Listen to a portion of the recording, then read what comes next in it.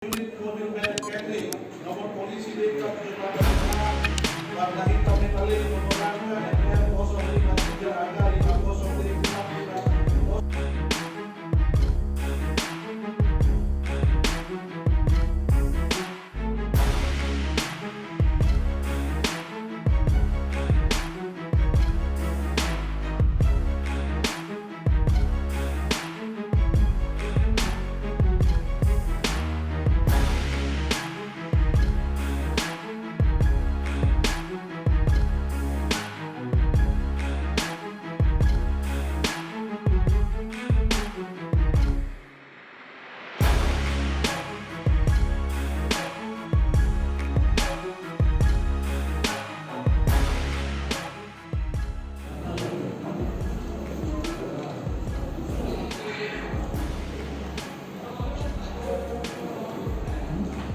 Mengadili satu, menyatakan terdakwa Juraida Hanum telah terbukti secara sah dan meyakinkan bersalah melakukan tindak pidana pembunuhan berencana yang dilakukan secara bersama-sama sebagaimana didakwakan dalam dakwaan primer penuntut umum.